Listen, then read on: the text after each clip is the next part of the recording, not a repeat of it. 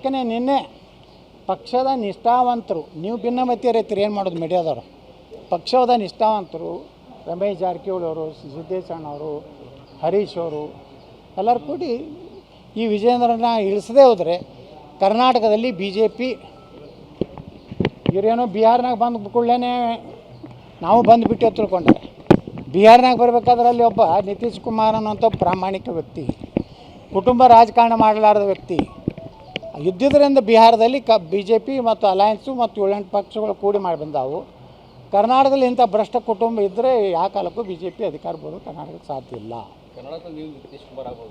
ಯಾರು ನಾವು ನಿತೀಶ್ ಕುಮಾರ್ ನಾವ್ಯಾಕೆ ನೋಡ್ರಿ, ನಾವು ಯೋಗಿ ಆದಿತ್ಯನಾಥ್ ಆಗಬೇಕತ್ತೀವಿ. ನಿತೀಶ್ ಕುಮಾರ್ ಹಂಗೆ ಸಾಫ್ಟ್ ಇಲ್ಲ, ನಮ್ಮದು AK ಪಾರ್ಟಿಷನ್.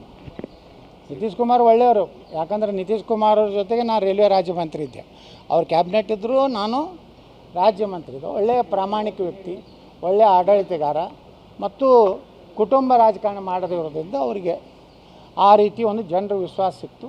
ಅದೇ ರೀತಿ ನಾನು ಕೇಂದ್ರ BJP ಹೈಕಮಾಂಡ್ಗೆ ಹೇಳ್ತೀನಿ, ಸಿದ್ದೇಶಣ್ಣ ಅಂಥವ್ರನ್ನ ಯಾವ ಯಡಿಯೂರಪ್ಪಗೆ ಕಾರಿಗೆ ಪೆಟ್ರೋಲ್ ಹಾಕ್ಲಾಕ ಪರಿಸ್ಥಿತಿ ಇರಲಿಲ್ಲ, ಅವಾಗೇನಾದರೂ ಕರ್ನಾಟಕದಲ್ಲಿ ಎಲ್ಲೇ ಚುನಾವಣೆ ನಡೆದರೆ ಸಿದ್ದೇಶಣ್ಣನೇ ಹಣಕಾಸಿನ ಸಹಾಯ ಮಾಡೋದಂಥ ಮೊದಲ ಕುಟುಂಬ ಮಲ್ಲಿಕಾರ್ಜುನಪ್ಪನವರು.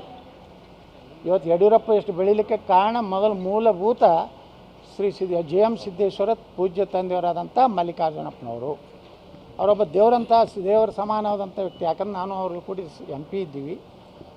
ಅವರು ಪಾಪ ಇವರಿಗೆಲ್ಲ ಸಹಾಯ ಮಾಡಿದ್ರು.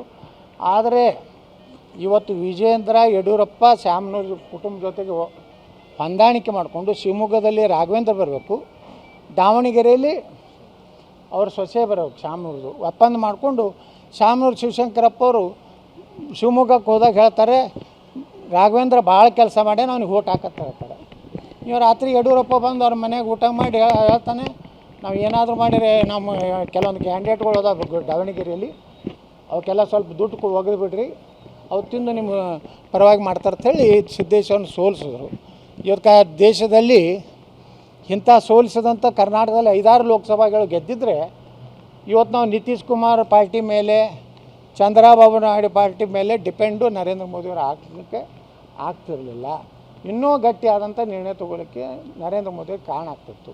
ಆ ದುರ್ದೈವನೆಂದರೆ ಇವತ್ತು ಅಲ್ಲಿಯೂ ಅಲಯನ್ಸ್ ಪಾರ್ಟಿ ಆಗಿದ್ದರಿಂದ ಕೆಲವೊಮ್ಮೆ ಹ್ಯಾಂಗ ಕಾಶ್ಮೀರ 370, ಇವತ್ತು ತ್ರಿಬಲ್ ತಲಾಕು, ಅಯೋಧ್ಯೆ ರಾಮ ಮಂದಿರ ಆಗ್ತಿತ್ತು.